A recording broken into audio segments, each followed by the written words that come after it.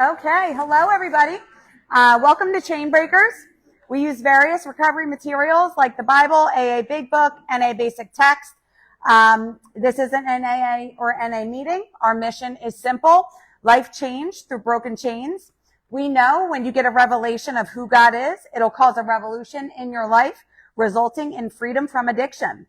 At Chain Breakers, we go from desperation to restoration through the 12 steps and the power of Jesus Christ. Through his power, we've become chain breakers, and we invite you to join us. If you're not a Christian, please know you're wanted and welcome here. You don't have to believe before you belong. Our message is hope, freedom, and new life in Christ. Our promise is redemption, full restoration, and abundant recovery. We aim to help you build a life you don't need to escape from. We purpose to save the lost and disciple the saved through sponsorship, spiritual mentoring, recovery meetings, and fellowship as objectives to accomplish our mission. Our destiny is to help you reach yours. Welcome to the family. We'll pass the basket for donations to help cover weekly expenses.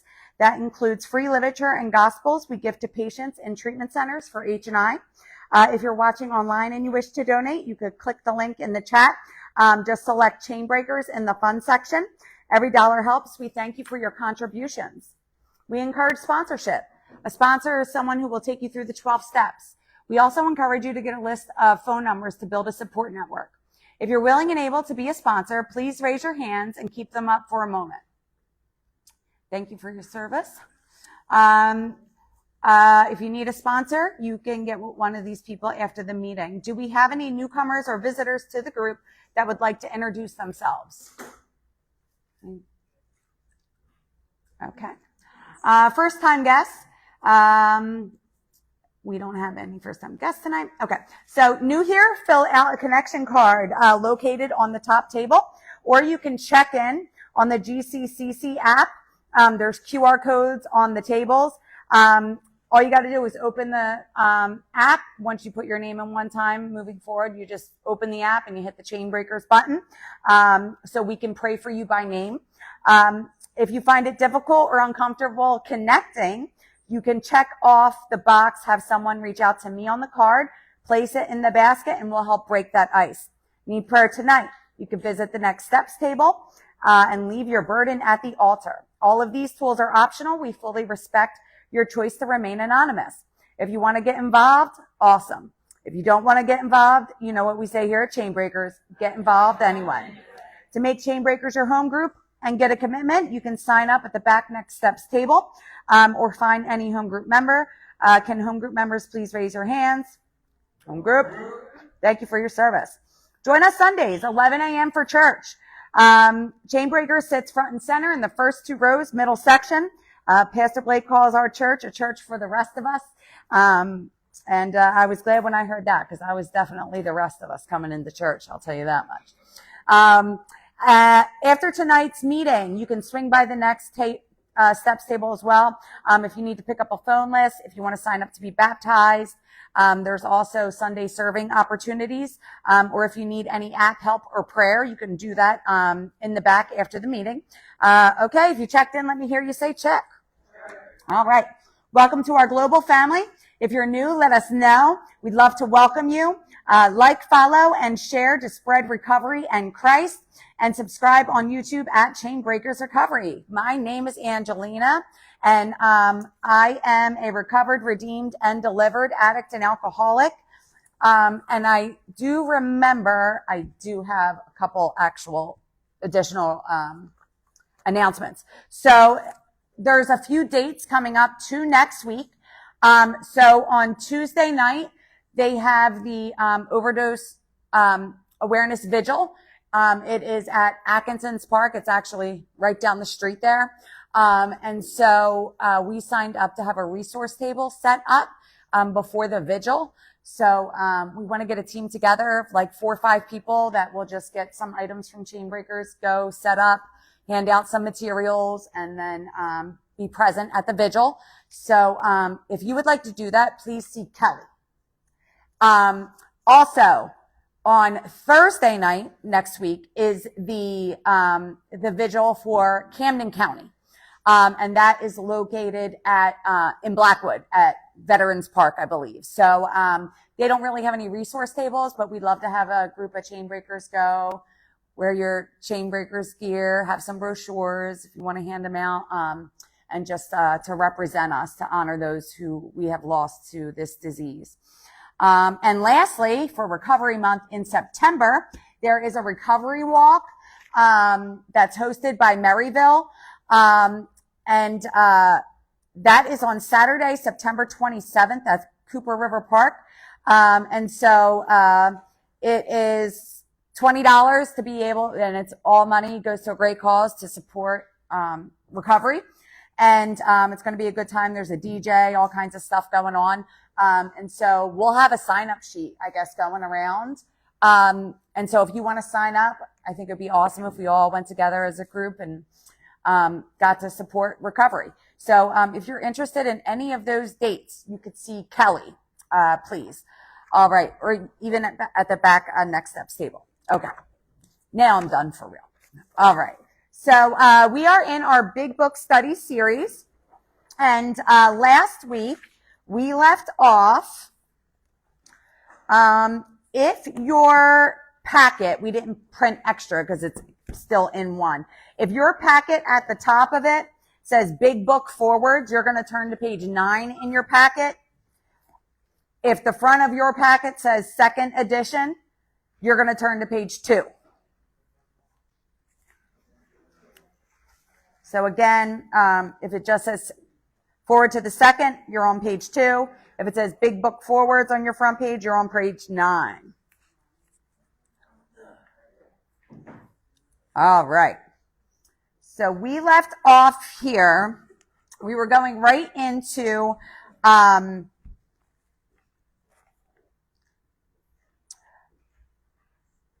Bill's journey here.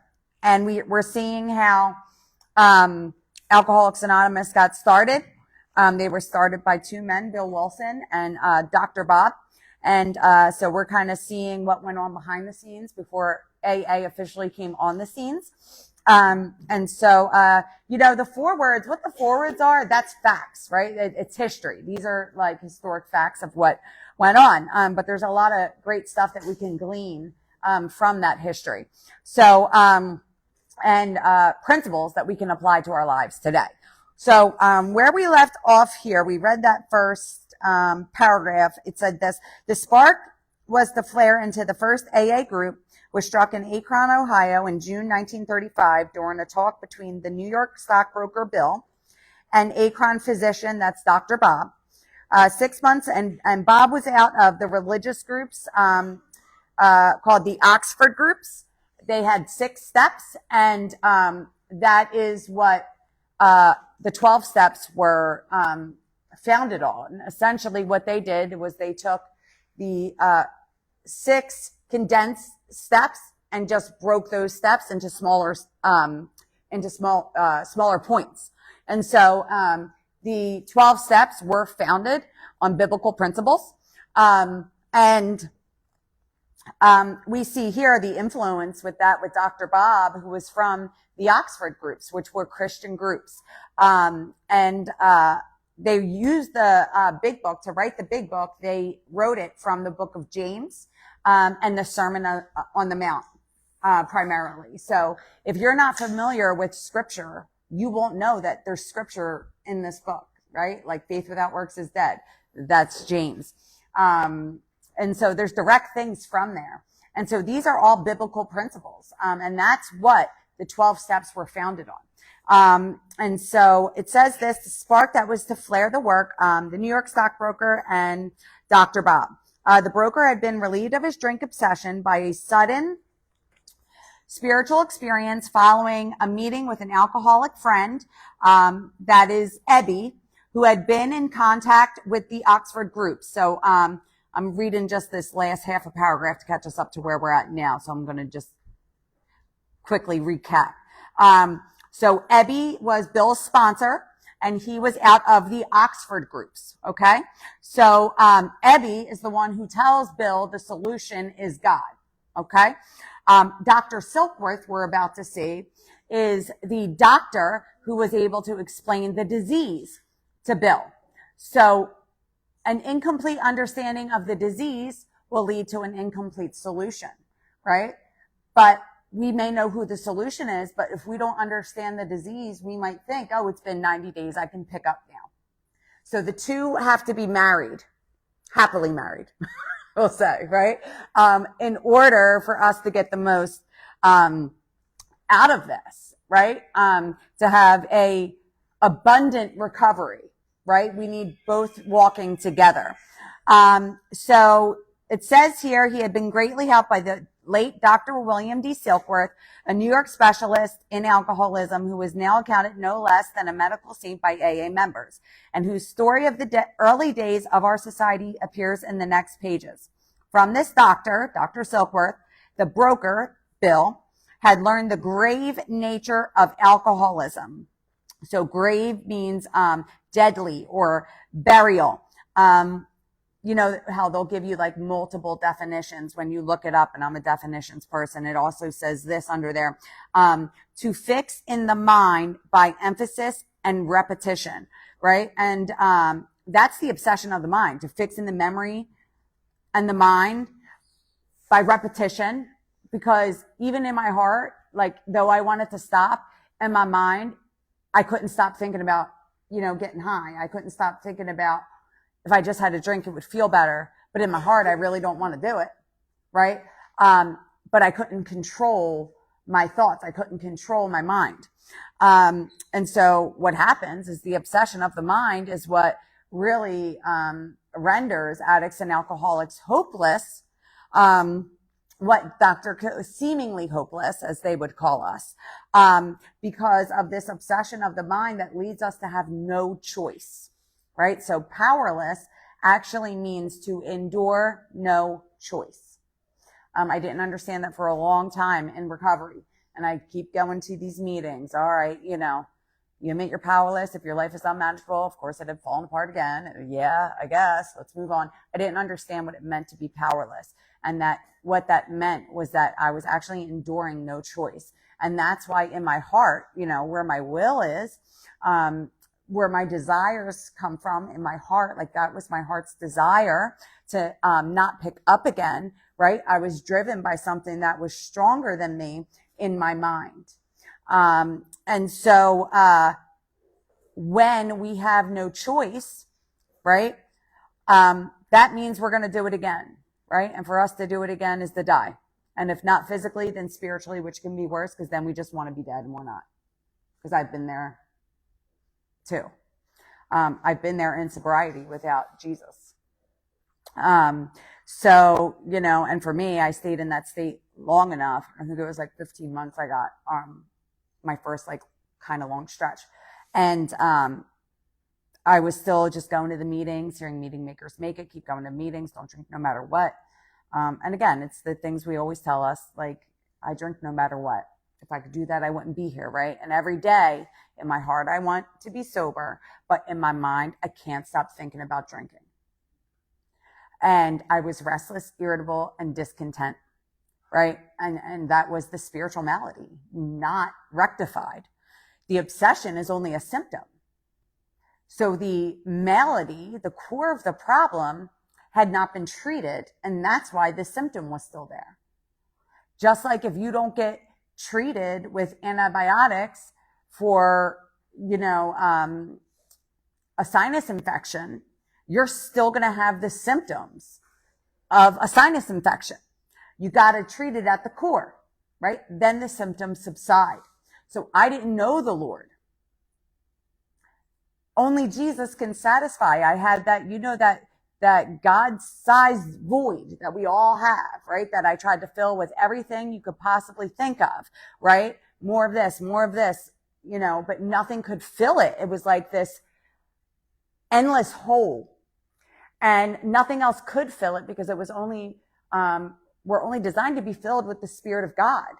That is the Holy Spirit that we only receive through Christ. So I still had the void in my soul. So I was still restless, irritable, discontent, right? And guess what? I made it as long as I did. And you know what I said? I said, you know what? I can be this miserable and at least have my best friend, because that's what drugs and alcohol was to me. That was my best friend. And I thought, you know what? I can be, at least have some relief. And so I ended up picking up. So what was that an example? I kind of understood the disease a little bit, but I didn't have the solution. So it didn't matter. I had to have it. And so we need these two to marry. We need to have understandings of both. And it's interesting here because Bob knew who the solution was, but didn't understand the disease. And then Bill had an understanding of the disease first because of Dr. Silkworth, but didn't understand the solution, right? And both men had incomplete solutions, right? As a result of that. So we need the two working together. So from this doctor, the broker Bill had learned the grave nature of alcoholism, though he could not accept all of the tenets of the Oxford groups. And so on page 263, I know you guys don't have actual big books in front of you, you just have the reading. But it says this, I'll just read it to you. Maybe some of our global members have the big books out. But here were the 6 steps of the Oxford groups. One is complete deflation, right? And what's that? Deflation of self-reliance to try to stop. I had to humble myself and realize that I could not do this and I needed help, right? And surrendering to that process. They had, so that's step 1. Dependence, and their second step was dependence and guidance from God, right? So there we see steps 2 and 3. Moral inventory, that covers that was their third moral inventory. That would cover our steps 4 through 10. Confession was their 4th step, which is our 5th. Their 5th step was restitution. That's step 9, amends. And then their 6th step was continued work with other alcoholics, right? And so that's our step 12. And so you could see there what these men did was kind of just broke it down into smaller pieces to have our 12 steps, right? That came from these 6. Again, that were founded on biblical principles. And so it says here, let's see here. So, to those harmed and helpfulness to others, and the necessity of belief in and dependence upon God. Right? And so there we see step 3. Prior to his, journey to Akron, so his journey, that's referring to Bill Wilson, the broker Bill had worked hard with many alcoholics on the theory that only an alcoholic could help another alcoholic. But he had only succeeded in keeping sober himself. The broker had gone to Akron on a business venture which collapsed, leaving him greatly in fear that he might start drinking again. He suddenly realized that in order to save himself, he must carry. Does that say should? No. Okay. Must. That doesn't sound like a suggestion to me, right? That's another thing. No, it's only suggestions, right? Don't buy that crap. That's another thing you hear that's contrary to what the programs actually teach, right? They also suggest pull your cord when you jump out of a parachute. But guess what? If I don't pull my cord, I'm dying, right? And so if you want to live, we must. His message to another alcoholic, right? So he must carry the message. So never underestimate the power of a bad day, because guess what? Alcoholics Anonymous was born on a bad day. That's God taking what the enemy meant for harm and working it out for good, like he promises us to do in his word. That's one of my favorite, God has tons of promises, and he never breaks a promise. That's one of my favorite. So if you're not reading the Bible yet, this is kind of off topic. Like I encourage you to start. If you need a Bible and you don't have one, you can't afford one, you can see me. Start in the New Testament if you've never read it before. But one of my favorite scriptures has always been that, God took what the enemy meant for my destruction and worked it out for good. So what the enemy tried to use to destroy me, God then turns it around and works it out in my favor for my good and his glory. And so that's what we see here with Bill. It was a bad day, right? He's trying to get sober. His business stuff collapsed. That's a bad day, right? But AA was born on that bad day. So he realizes, right, with all this stuff going on, that he must carry the message. So there we see step 12, and the foundations here with step 12. So, you know, and it says we must. So, what I'd like to kind of point out here is, you know, if you think about insurance, we get insurance on things that we deem as valuable, right? If you value your car, you have car insurance, right? Because you want to be assured that your car is covered. For those of us who have homes, we have homeowners insurance. Why? We want to make sure that our home is going to be okay. If we care about our phones, right? We have phone insurance because we don't want it to break. So what step 12 is insurance on our sobriety. So if we value our sobriety and we don't want it to break, how much more should we have insurance on that, right? Because without that, I'm losing the home, I'm losing the car, I'm losing the phone anyway. That's got to be top priority. So what does that mean? If I'm taking insurance out on my sobriety, that means I got to what? That I should carry the message? Suggest you carry? No, if I want the insurance, right, I must carry the message, right? It helps others. And what's cool is it keeps it fresh for you. And the blessing also in helping someone else. And that's why in step 10, it says at the end, and then, right, we take this inventory and then we turn our attention to somebody we can help. Why? Because it gets me off my mind, right? So now as I'm helping somebody, and they're, you know, I'm helping to, you know, support them or what, maybe even if it's just a listening ear, you know, they don't realize it's not, I can't tell you how many times this has happened to me that like, it's not me helping them. They're actually helping me. And so if you value and you don't want your sobriety to break, that insurance gives you assurance that you stay clean and sober, right?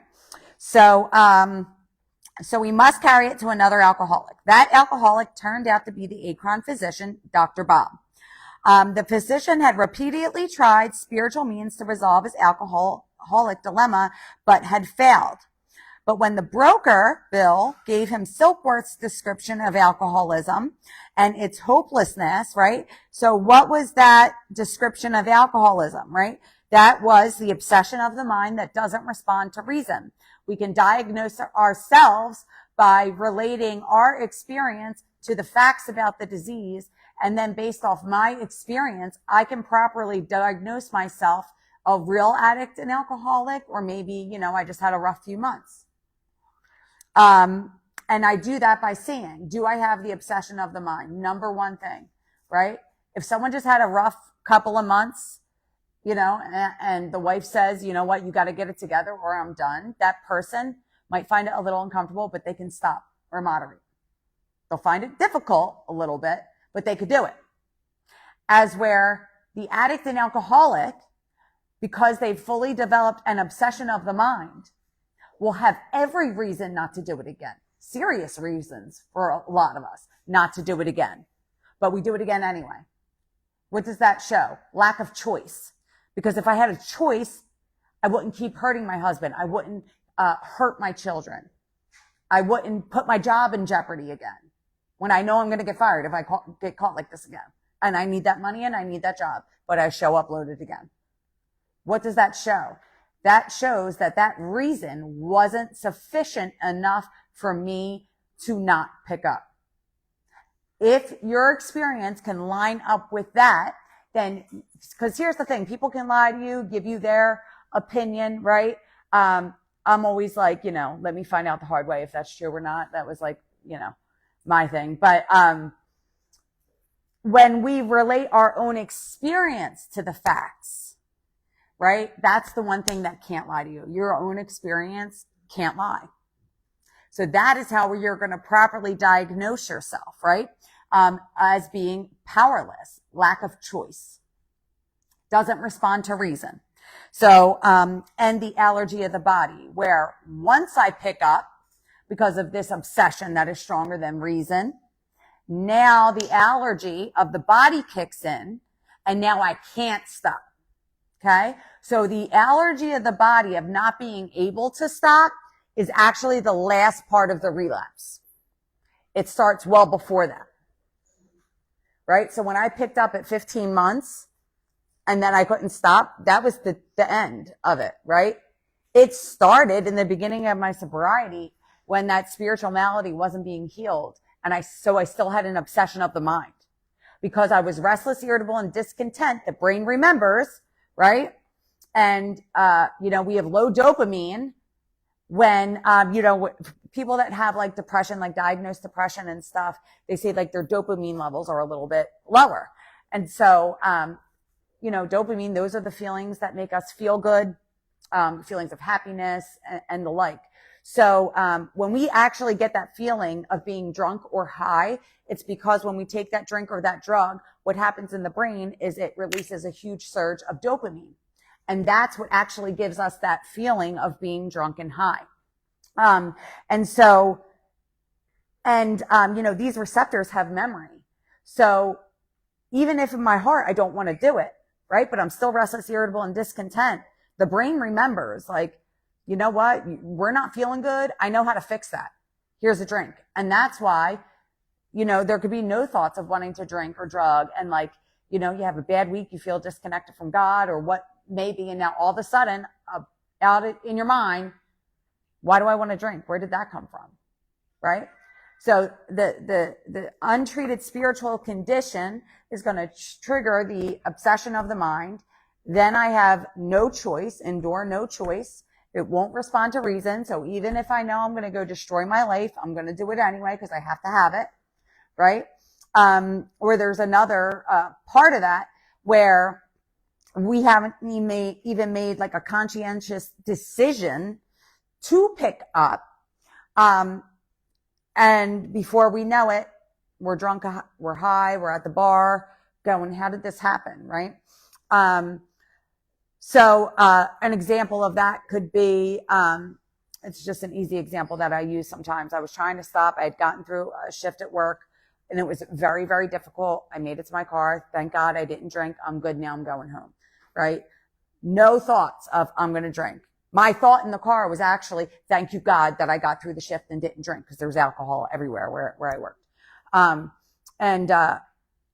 just driving home, not realizing nothing. And I look up and I didn't pull up in my driveway. I pulled up to the liquor store. There was never a thought in my mind, right? Of forget it. Let's just go have a drink.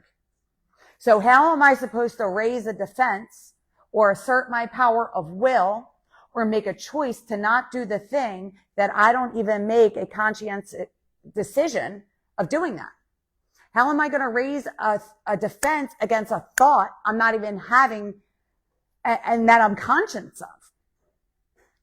So that is the part of the obsession of the mind that makes Dr. Silkworth say, see, hopeless, right? But we know it's seemingly hopeless. And so we'll see this in the doctor's opinion. I won't get into it too much because we'll be there soon. So we see here what happens is Dr. Silkworth. So his description of alcoholism, right? And then once I pick up, then I can't stop. The phenomenon of craving happens. So this is Dr. Silkworth's description, okay? So this is the description that Dr. Silkworth gets. So of alcoholism and its hopelessness, right? And so the doctor, the addiction specialist, the top addiction specialist, treating addicts and alcoholic. It was at Towns Hospital for 38 years. Says people like these type, right? And what is that? The type with the obsession of the mind. He calls us hopeless. And so you got to think about it.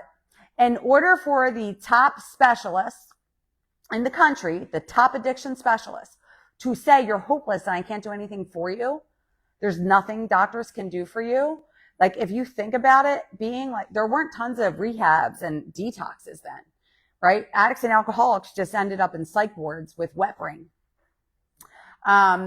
There weren't rehabs and detoxes, right? This was one of the only hospitals, Towns Hospital, that treated addicts and alcoholics.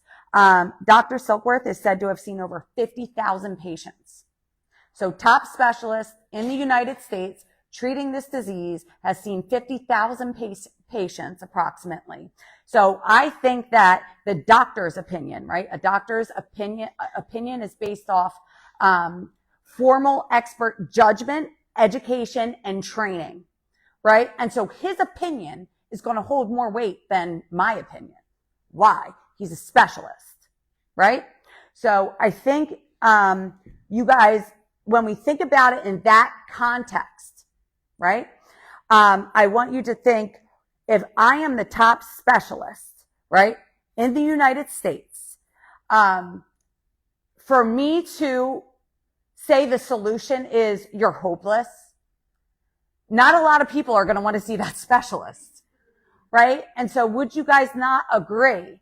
In order for him to say that, it had to be the absolute truth, because it makes him look pretty bad that he's the top specialist and there's nothing he can do for us, right?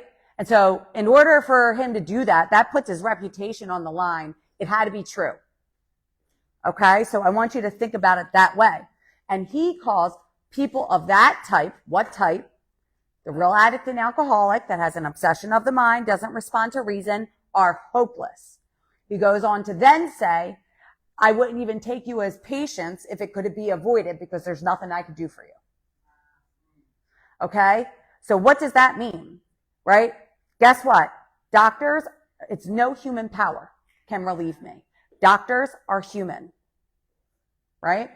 There is no other solution that can fill the malady but the Spirit of the living God. That's the only thing that's going to give me peace. That's the only thing that's going to fill that emptiness that I feel inside, right? That I couldn't even identify or articulate that, back then when I could look back on my experience, I probably couldn't even articulate. There's an empty void in my soul and it's killing me. So I'm just going to fill it with XYZ. I was just being driven to, let's try to fill this with everything. Right? I'm not even aware that I was doing that, but that's what I was trying to do, but it can't fill it because it's only meant to be filled by one thing. Okay? So, that's where it comes off as its hopelessness. Okay? The physician then began to pursue the spiritual remedy for his malady. Now, this physician it's talking about here, Dr. Bob. Okay? So, Dr. Bob began to pursue the spiritual remedy for his malady, right? So what is a malady? Here's the definition. So a remedy, let me give you that first. A remedy is something used, my own writing, I'm telling you. Something used for treatment of a disease.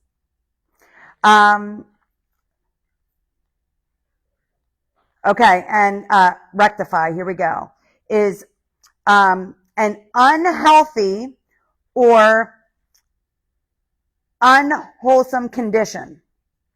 That's malady, right? So it's an unwholesome condition. I'm not whole. Why aren't I whole?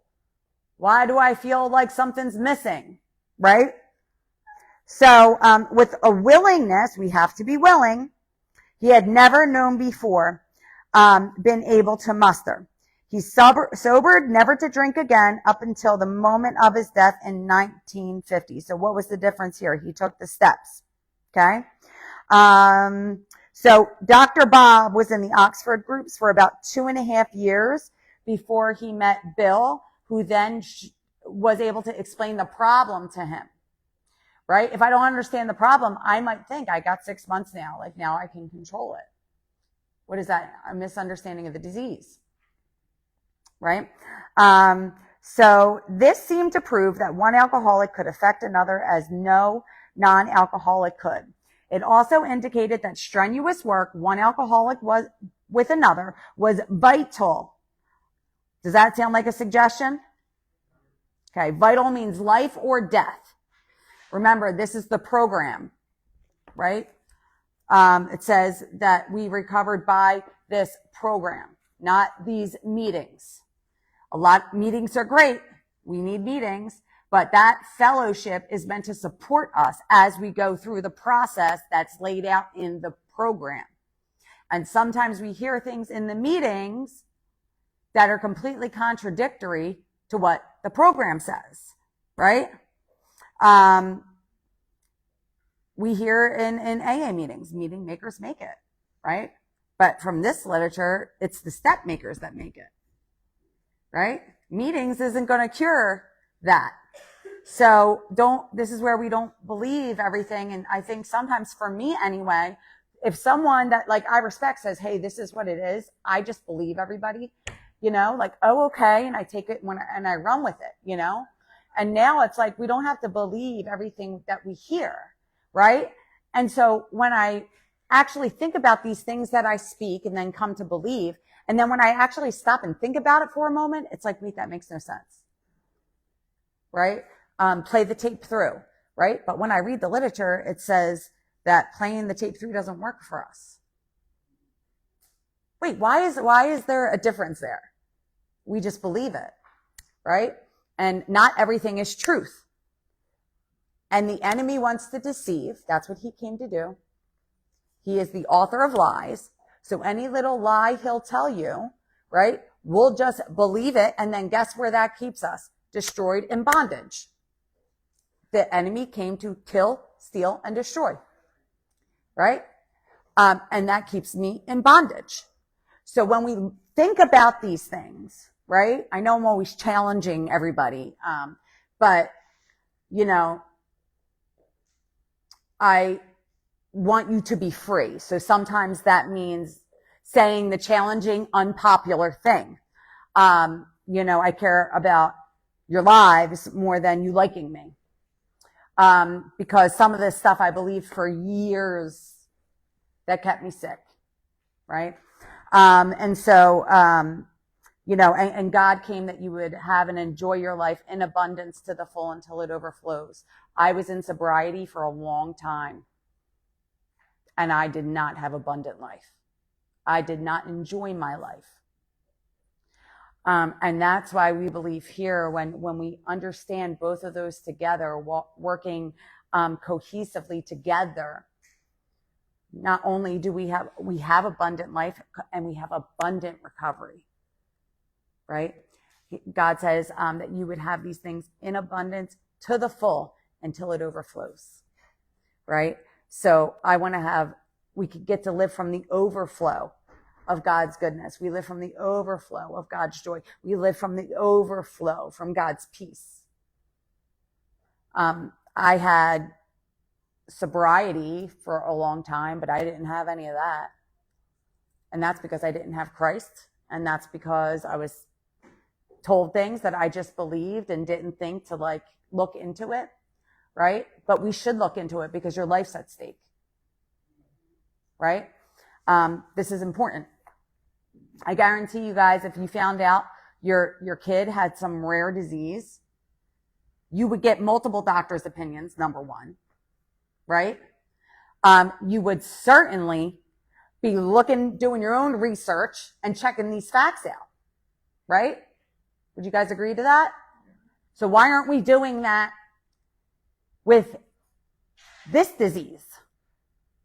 Right? Don't believe everything you hear, especially not in meetings. Okay? So, let's see here. So that was the difference. He takes the steps, right? So now he got with Bill, who told him, explain the problem, right? He had the solution. He knew who the solution was, but he didn't understand. Jesus, we got 6 months. I thought we could celebrate. But he doesn't understand the disease, so he picks back up. As we see Bill, at first, God bless you, he has an understanding of that, but he doesn't know the solution, which is Christ. Okay? And at this time, right, these were all, remember we read, We of Alcoholics Anonymous are 100. There was 100 people who wrote the program, 100. That's where it started. Okay. And guess what, where these people came out of? The Oxford groups that are what?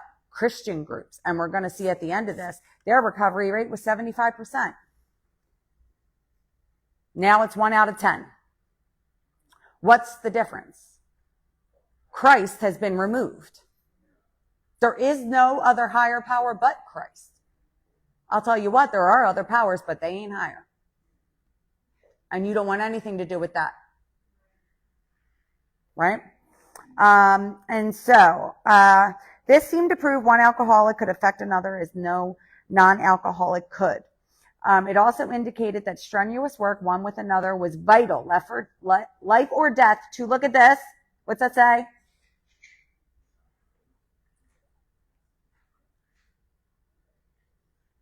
Vital to, I heard it, go ahead. Permanent recovery, right? Not just I'm a sick alcoholic who's always going to be sick and, right? I only got a day at a time. Like, no, this is permanent recovery. And this was, right, that first 100 men and women, permanent recovery, right? Again, things that, you know, we don't hear in meetings sometimes, right? That's what we want. Permanent recovery. That's what we want. Okay. So, let's see here. Hence, the two men set to work almost frantically upon alcoholics arriving in the ward of Akron City Hospital. Their very first case, a desperate one, his name was Bill D., if you're a history buff. He was AA number 3. His story is on page 183, if you're a note taker. Recovered immediately. Why? He took the steps. The steps directly from the program, not what was heard in meetings, okay? Let's see, and became AA number 3. A desperate one. We got to be desperate. We need to be desperate to find God. You know, and I've been walking with the Lord for some time now, and like, God knows, like, if I don't sense his presence for one day, I'm like, where are you, God? You know I need you every day, right? Like, I'm desperate for Jesus. Always. Because when I'm with him and I'm in his presence, nothing else matters. That's where we find the peace that surpasses understanding. That even when it's a storm out here, I can be here with Christ and be okay in the storm. Right? So we be desperate to find God and stay desperate.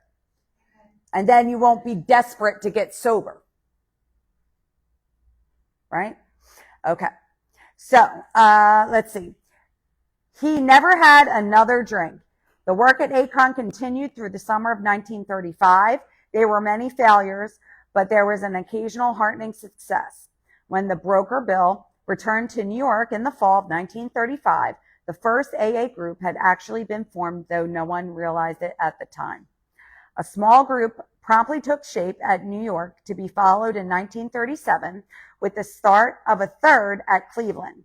Besides these, there were scattered alcoholics who had picked up the basic ideas in Akron or New York, who were trying to form groups in other cities. By late 1937, the number of members having substantial sobriety time behind them was sufficient to convince the membership that a new light had entered the dark world of the alcoholic. A new light. So there's a correlating scripture we have there. And we wrap up with this. Let's see here. So this says here, all right, new light. Okay. So John 8:12 says this. So we're looking at that new light that had entered the dark world of the alcoholic. John 8:12 says that addiction is a dark place. Alcoholism is a dark place. But as I kind of mentioned earlier, we can also be clean and sober and just hanging on and going through the motions and maybe